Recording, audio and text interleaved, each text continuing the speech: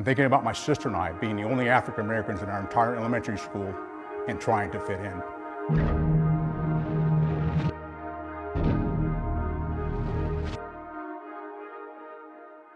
Many of you may be wondering what I'm thinking about the current events surrounding the tragic death of George Floyd. Here's what I'm thinking about. I'm thinking about how full I am with emotion, not just for George Floyd, but the many African Americans that have suffered the same fate as George Floyd. I'm thinking about protests in my country, 'tis of thee, sweet land of liberty.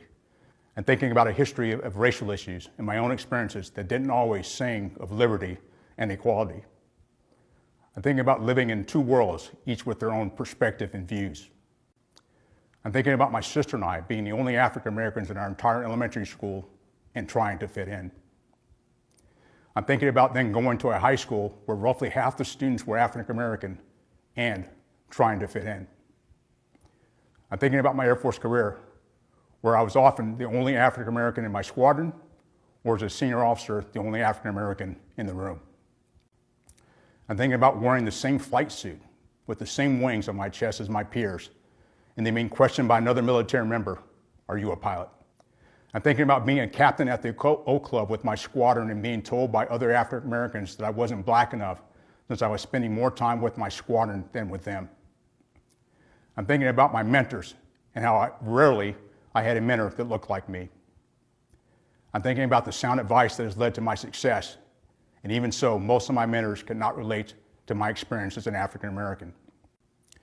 I'm thinking about the pressure I felt to perform error-free, especially for supervisors I perceived had expected less from me as an African American. I'm thinking about our two sons, and how we had to prepare them to live in two worlds. I'm thinking about the frank and emotional conversations my wife and I have had with them just this past week as we discussed the situations that have led to the protests around our country. Finally, I'm thinking about my historic nomination to be the first African American to serve as the Air Force Chief of Staff. I'm thinking about the African Americans that went before me to make this opportunity possible. I'm thinking about how my nomination provides some hope, but also comes with a heavy burden.